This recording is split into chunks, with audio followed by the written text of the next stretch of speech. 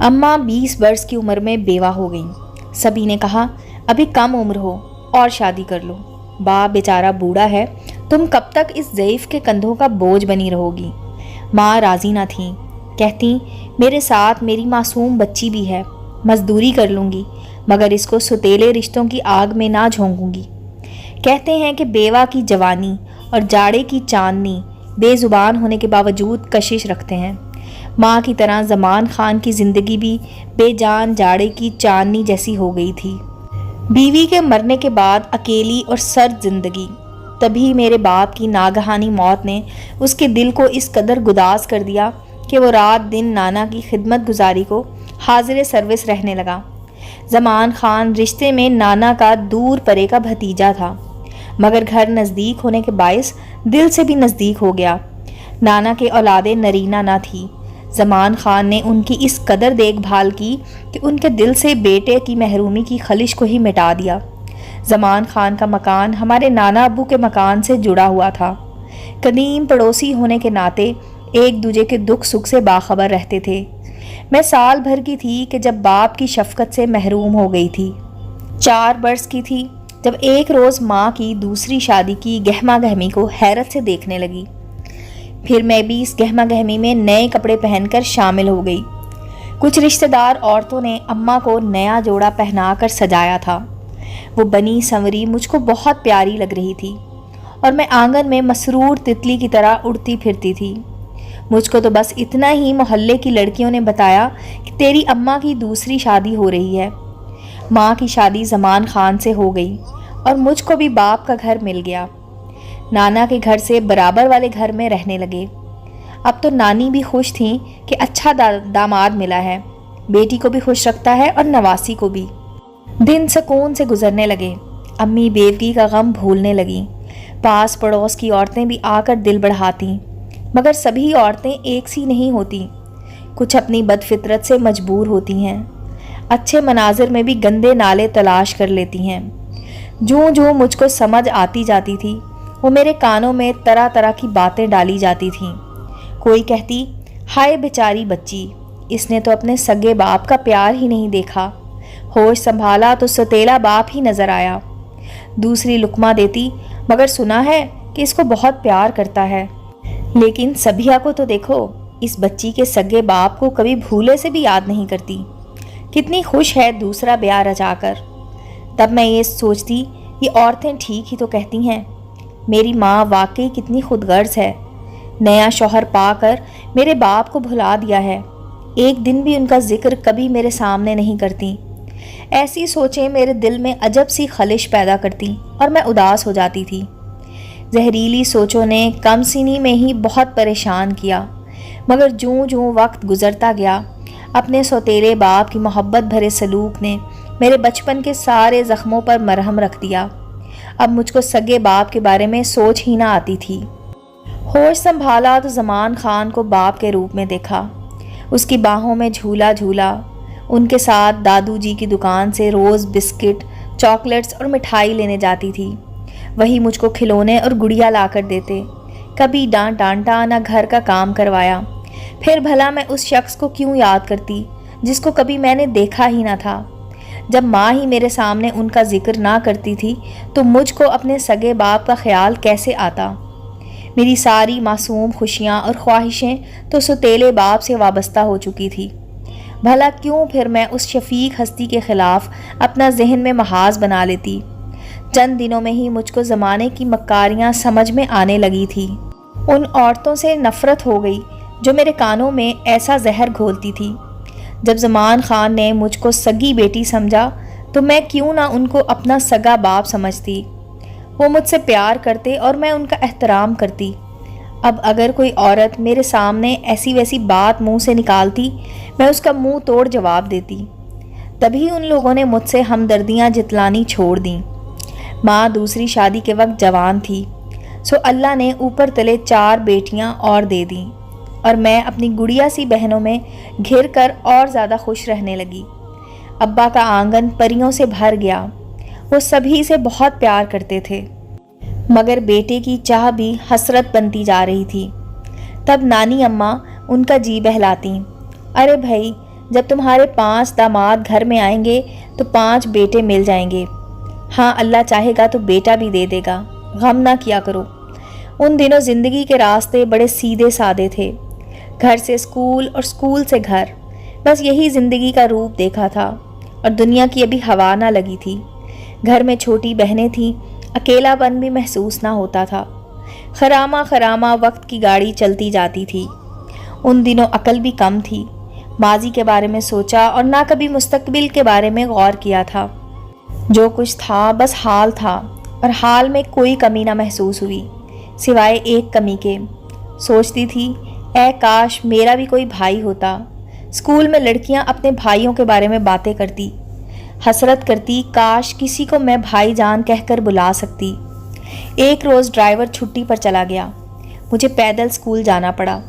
رستے میں 2-3 آوارہ لڑکے پیچھے لگ گئے، آوازیں کسنے لگے۔ میں پریشان ہو گئی، پسینہ پسینہ ہو گئی۔ پہلی بار ایسی صورتحال سے سامنا ہوا تو روحانسی ہو گئی، شاید رونے لگتی کہ سامنے سے ایک نوجوان آتا دکھائی دیا۔ اس نے جو مجھ کو گھنڈوں میں گھرا دیکھا، تیزی سے میری طرف آ گیا اور ان کو دھمکا کر بھگا دیا۔ کہنے لگا بہن زمانہ خراب ہے، آپ اکیلی گھر سے مت نکلا کریں۔ اس نے جو بہن کہا میرے آنسو نکل آئے۔ کیا واقعی بھائی رحمت ہوتے ہیں، اللہ کی نعمت ہوتے ہیں؟ تبھی تو بہنیں ان پر مان کرتی ہیں۔ میں اس نوجوان سے اتنا متاثر ہوئی کہ اس کو بھائی بنا لیا۔ بتایا کہ ہم 5 بہنیں ہیں اور ہمارا کوئی بھائی نہیں ہے، اللہ نے آج آپ کو بڑے بھائی کے روپ میں بھیج دیا ہے۔ اس کا نام الطاف تھا۔ اس نے کہا کہ وہ قریبی شہر سے یہاں پڑھنے آیا ہوا ہے، انجینئرنگ کا طالب علم ہے اور ہاسٹل میں رہتا ہے۔ اس روز اس نے اسکول تک مجھے چھوڑا، رستے میں اس کا ہاسٹل تھا، وہ بھی دکھایا کہ وہ سامنے فلاں روم نمبر میں رہتا ہوں، کبھی ضرورت ہو تو چوکیدار کو کہہ کر مجھے بلوا سکتی ہو۔ اس کا ہاسٹل ہمارے اسکول کے نزدیک تھا۔ میں نے چھٹی کا ٹائم بتا دیا تھا۔ چھٹی کے وقت وہ اسکول کے باہر کھڑا تھا۔ اسی روز مجھ کو گھر تک چھوڑنے بھی آیا۔ میں نے اپنا گھر دکھا دیا۔ اس کے بعد کبھی کبھی جب پیدل جانا ہوتا، میں ہاسٹل کے پاس ٹھہر کر چوکیدار سے کہتی الطاف بھائی اوپر ہیں تو ذرا بلا دو، میں ان کی بہن شمائلہ ہوں۔ اگر وہ اوپر موجود ہوتے تو چوکیدار بلا لاتا، ورنہ کہہ دیتا کہ کالج گئے ہوئے ہیں۔ اس طرح ہمارے کبھی کبھی ملاقات ہو جاتی اور ہم راستہ باتیں کرتے کرتے طے کر لیتے۔ 1 سال گزر گیا تو الطاف بھائی کے سالانہ امتحان قریب آ گئے۔ وہ اب اکثر ہاسٹل میں ہوتے، امتحان کی تیاری کرتے، جب میں بلواتی آ جاتے تھے، اسکول تک ساتھ دیتے، اکثر مجھے واپسی پر گھر تک بھی چھوڑ کر جاتے۔ مجھ کو بڑے بھائی کی خواہش تھی اور ان کو بہن کی۔ ہم نے اس مقدس رشتے کو جوڑا، دونوں کی خواہش پوری ہو گئی، مگر یہ مقدس رشتہ زیادہ دن نہ چل سکا کیونکہ امتحان ہو گئے۔ وہ اپنے شہر چلے گئے، ان کی تعلیم کا دورانیہ ختم ہو گیا تھا۔ 1 سال بعد الطاف بھائی ایک روز اچانک مجھے ایک شاپ پر مل گئے۔ بہت خوش ہوئے، میں بھی بہت خوش ہوئی۔ شکوہ کیا کیسے بھائی بنے ہو کہ پلٹ کر خبر بھی نہ لی۔ کہنے لگے کیسے تمہارے گھر ملنے آتا، تم نے کبھی نہ گھر والوں سے ملوایا اور نہ کبھی گھر کے اندر بلایا، لیکن اب میری نوکری یہاں ہو گئی ہے، تم میرے گھر آ سکتی ہو کیونکہ میری شادی ہو گئی ہے اور تمہاری بھابھی گھر میں ہوتی ہیں۔ کیا اپنی بھابھی سے نہیں ملو گی؟ ہاں، اب امی جان کو آپ کے بارے میں بتاؤں گی، پھر ان کے ساتھ آپ کے گھر آؤں گی اپنی بھابھی سے ملنے کو۔ کیا تم پسند کرو گی اگر تم کو چوڑیاں لے کر دوں؟ کیونکہ ہمارے یہاں شادی پر بھائی اپنی بہنوں کو چوڑیاں دیتے ہیں۔ نہیں رہنے دیں، میں نے جواب دیا۔ چوڑیاں گھر لے کر جاؤں گی تو امی سے کیا کہوں گی؟ پہلے ان کو بتا دوں آپ کے بارے میں، پھر لے لوں گی چوڑیاں بھی۔ یہ کہہ کر میں گھر آ گئی۔ الطاف بھائی نے تو میرا گھر دیکھا ہوا تھا، مگر میں نے ان کا گھر نہیں دیکھا تھا۔ کئی بار سوچا کہ امی کو ان کے بارے میں بتا دوں، پھر ڈر بھی لگا کہ اگر انہوں نے ڈانٹ دیا تب کیا کروں گی۔ اسی کشمکش میں نہ بتا سکی۔ میٹرک پاس کر لیا تھا اور کالج میں داخلہ لینا تھا، لہٰذا یہ سوچ کر چپ ہی رہی کہ پہلے کالج جانے کی اجازت تو مل جائے، ایسا نہ ہو امی جان ایسی باتیں سن کر رکاوٹ ڈال دیں۔ کالج میں داخلہ لے لیا، نئی زندگی کا نیا روپ دیکھا۔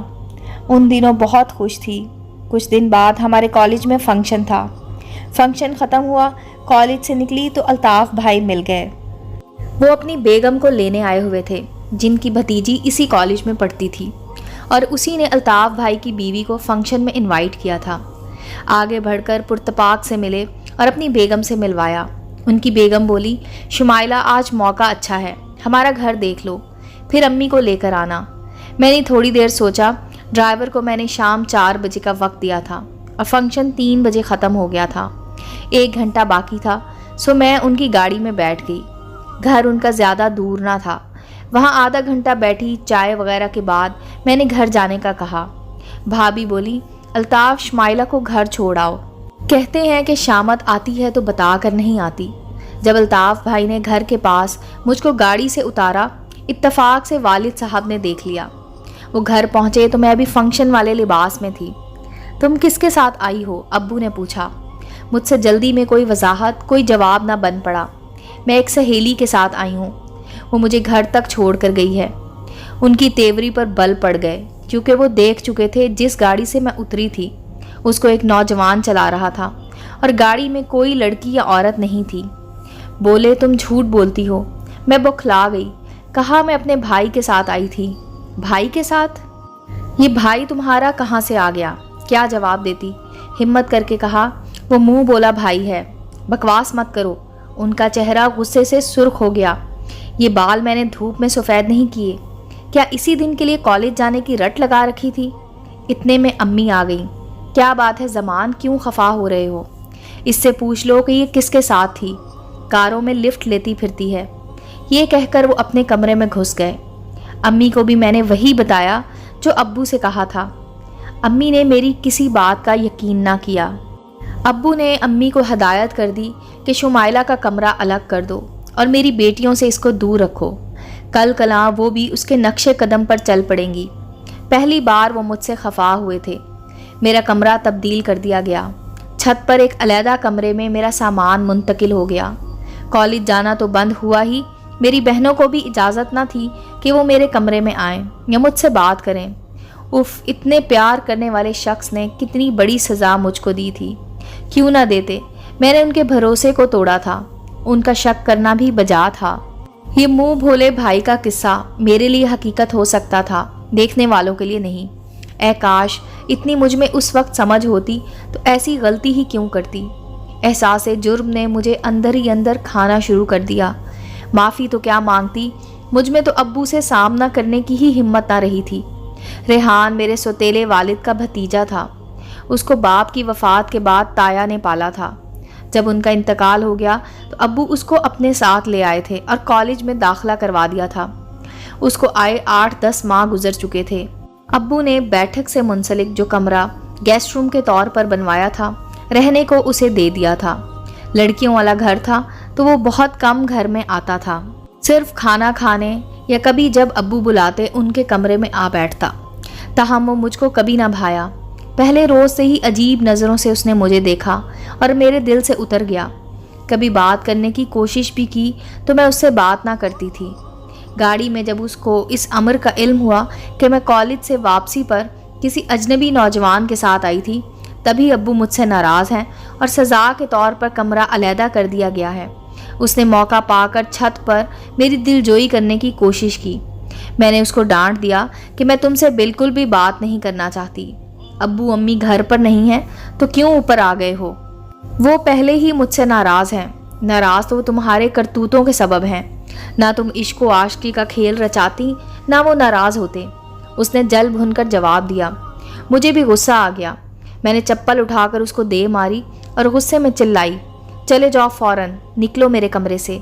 अच्छा तो ये बात है, गैरों पर अनायतें और अपनों को धुतकार। मालूम है कि चचा तुम्हारी शादी किससे करने वाले हैं? मेरे तन बदन में आग लग गई। दूसरी चप्पल भी इसको खींच मारी जो इसके मुंह पर जाकर लगी। वो भुन्ना उठा, बोला, आज तुमने जो मेरी बेइज्जती की है उसका बदला लेकर रहूँगा। वो सीढ़ियाँ उतरकर चला गया। मुलाजमा का कमरा भी छत पर मेरे कमरे के साथ था, लेकिन वो रात को ही सोने आती थी, दिन भर नीचे काम करती रहती थी। उसने तमाशा नहीं देखा, वरना वो ज़रूर मुदाखलत करती। मेरे वालिदैन एक फौतगी में गए हुए थे। चंद घंटों बाद वो आ गए। उनको इल्म ना हुआ कि पीछे क्या हुआ है। अम्मी ऊपर आईं, कहने लगीं, शुमाइला आकर अब्बू से माफ़ी मांग लो, वो इतने बुरे नहीं हैं।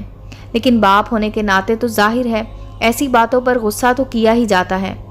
मैं तो पहले ही रिहान की वजह से अपसेट थी। कहा, अम्मी आप जाइए, मुझे पता चल गया है कि सौतेला बाप सौतेला ही होता है। अगर उनकी बेटी से ऐसी गलती हो जाती तो क्या वो उसको ऊपर छत पर यूं फेंक देते? मांग लूँगी किसी वक्त उनसे माफ़ी, अभी आप जाइए। मेरा ख़राब मूड देखकर वो चली गईं। उसी रात जब सब घर वाले सो रहे थे और मुझे नींद नहीं आ रही थी, मैंने कमरे में आहट सुनी। डर गई, कौन है?